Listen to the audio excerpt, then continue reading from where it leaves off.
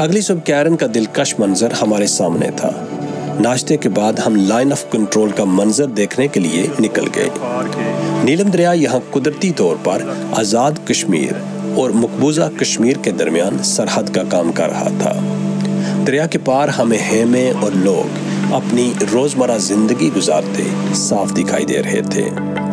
یہ منظر ایک عجیب احساس دے رہا تھا، جیسے ایک ہی خطے کو دریا نے دو مختلف پکڑوا سکتے ہیں۔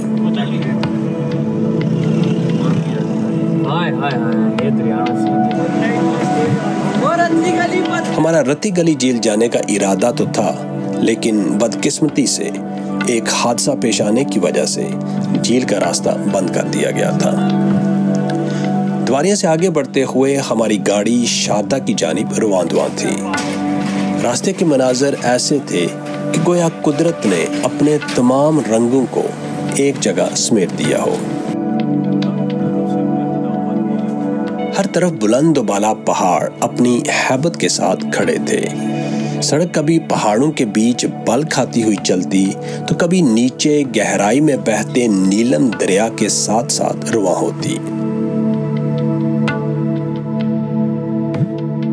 راستے میں ندیوں پر بنے لکڑی کے پل بھی نظر آئے، جو نہ صرف مقامی لوگوں کے لیے سہولت فراہم کرتے ہیں بلکہ وادی میں ایک خوبصورت منظر بھی پیش کرتے ہیں۔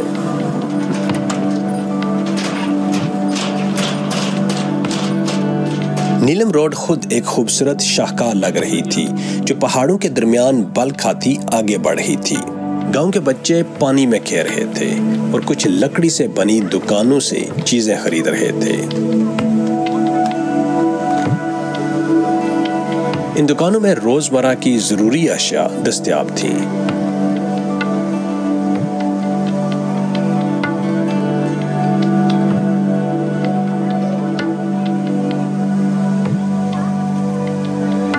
قریب ہی ایک پرانی جیپ کھڑی تھی، جو گاؤں کی سادگی کو مزید نمایاں کر رہی تھی۔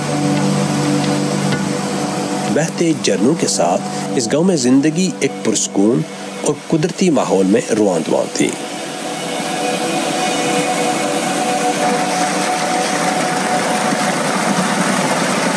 نیلم ویلی کے خوبصورت مناظر میں ایک خاص چیز جو دیکھنے کو ملتی ہے وہ ہے پنچکی، جو پانی کی قوت سے اناج پیسنے کے لیے استعمال کی جاتی ہے۔ مقامی زبان میں اسے جندر کہا جاتا ہے۔ اس گاؤں میں بھی ایک پنچکی موجود تھی، جو گندم کو آٹے میں بدلنے کا کام کر رہی تھی، اور اس کی گردش کی آواز ماحول میں موسیقیت کا اضافہ کر رہی تھی۔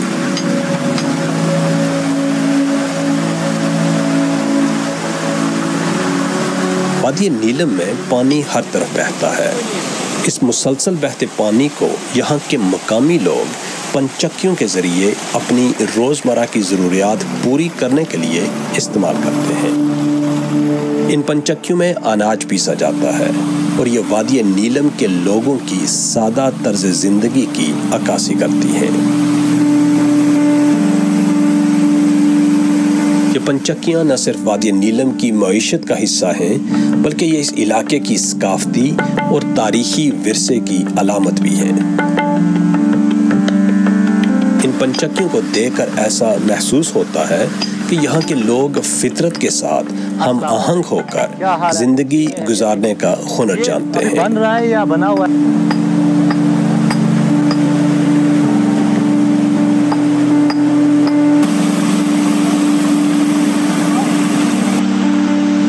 گاؤں اپنی خاموشی، سادگی اور دلکش مناظر کے ساتھ ایک ایسی جگہ ہے جہاں وقت ٹھہر سا جاتا ہے اور ہر منظر دل کو سکون عطا کرتا ہے۔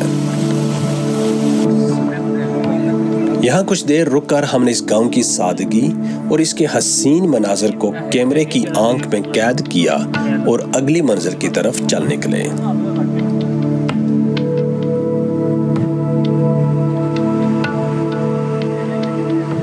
ہم نیلم روڈ پر دوبارہ سفر کرتے ہوئے کنڈل شاہی کی طرف بڑھنے لگے۔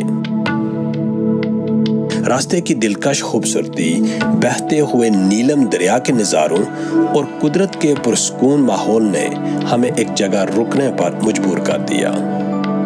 وہاں رک کر ہم نے دریا کے شور اور ہوا کی نرم سرگوشیوں کا سکون بخش لطف اٹھایا۔ Every turn in Neelam Valley unveils a postcard perfect view you'll never forget. کچھ دیر اس حسین منظر سے محظوظ ہونے کے بعد ہم نے دوبارہ سفر شروع کیا اور کنڈل شاہی کی جانب روانہ ہو گئے۔ کنڈل شاہی پہنچ کر ہم نے یہاں کے بازار کا جائزہ لیا۔ یہ ایک چھوٹا سا بازار ہے، لیکن یہاں کی رونق اور گہما گہمی نے ہمیں متاثر کیا۔ بازار میں مقامی اشیاء، کھانے پینے کی دکانیں اور ہاتھ سے بنی ہوئی خوبصورت چیزیں نمایاں تھیں، جو اس علاقے کی روایات اور ثقافت کی جھلک پیش کرتی ہیں۔ مقامی لوگوں کی مصروف زندگی، بازار کی چہل پہل اور سیاحوں کی آمد و رفت اس شہر کو ہمیشہ زندہ رکھتی ہیں۔ گلیوں میں دکانداروں کی آوازیں، خریداروں کی گفتگو اور سڑکوں پر چلتی جیپوں کے شور سے ہر طرف زندگی کی ایک خاص جنبش محسوس ہوتی ہے۔ یہ سب مل کر کنڈل شاہی کو ایک زندہ دل اور ثقافتی رنگوں سے بھرا ہوا مقام بناتے ہیں، جہاں ہر لمحہ ایک نئی کہانی بیان کرتا ہے۔ کنڈل شاہی سے محض 1 کلومیٹر کے فاصلے پر ایک دلکش آبشار رواں دواں ہے، جو فطرت کے حسن کا ایک خوبصورت نمونہ پیش کرتی ہے۔ یہاں پانی مسلسل ایک اونچائی سے نیچے گر رہا ہے اور اس کے شور کی گونج دور دور تک سنائی دیتی ہے۔ آبشار کے چاروں طرف بلند بالا پہاڑ کھڑے ہیں، جو اس منظر کو مزید شاندار بناتے ہیں۔ یہاں سیاحوں کی ایک بڑی تعداد موجود تھی، جو اس دلکش منظر سے لطف اندوز ہو رہے تھے۔ آبشار کے قریب درختوں کا ہجوم اور پانی کی گرتی بوندوں کے چھینٹے ماحول کو ٹھنڈا اور خوشگوار بنا رہے تھے۔ بلندی سے وادی کا منظر کسی قدرتی شاہکار کی مانند محسوس ہوتا ہے، جو دیکھنے والے کو حیرت میں ڈال دیتا ہے۔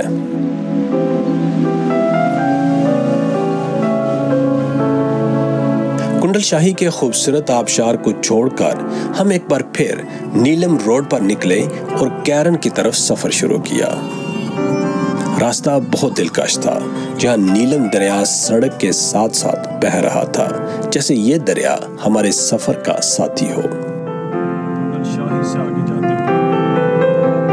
راستے میں چھوٹے چھوٹے دیہات گزرے، جہاں زندگی کے آثار ہر طرف نمایاں تھے۔ کچھ دیر بعد ہمیں مقامی بچوں کا ایک گروپ نظر آیا۔ ہم نے ان کے ساتھ کچھ وقت گزارا اور ان سے بات چیت کی۔ ان بچوں کی معصومیت اور خوش اخلاقی نے ہمارے دل کو چھو لیا اور اس لمحے کو یادگار بنا دیا۔ کنڈل شاہی سے 11 کلومیٹر آگے ہمیں ایک اور بازار ملا، جسے اٹھ مقام کہا جاتا ہے۔ اٹھ مقام وادی نیلم کا ایک اہم شہر ہے، جہاں سے سیاح مختلف علاقوں میں سفر کرتے ہیں۔ اٹھ مقام میں ہمارا سامنا کچھ سیاحوں سے ہوا، جو سندھ سے نیلم ویلی کا سفر کرتے ہوئے یہاں پہنچے تھے۔ وہ اپنی موٹر بائکس پر سفر کر رہے تھے۔ مجھے تو بڑا امپریس ہوا ہوں، ایسی میں نے مطلب گرینش پہاڑ نہیں دیکھے کسی اور جگہ، کیونکہ میں نے ہنزا بھی گیا ہوں، اسکردو بھی میں نے وزٹ کیا ہے۔ وہ صرف پہاڑ ہے، لیکن ایسے نہیں ہے پہاڑ جتنی یہاں پر گرینری ہے۔ جو بھی ہم سے کشمیر بھائی ملے نا، جہاں بھی ملے، انہوں نے ہمیں پراپر گائیڈ کیا ہے، بڑے ملنسار، خوش اخلاق اور بہت اچھے لوگ کشمیری۔ اٹھ مقام سے آگے ہم کیرن کی طرف روانہ ہوئے، جو وادی نیلم کا ایک خوبصورت گاؤں ہے۔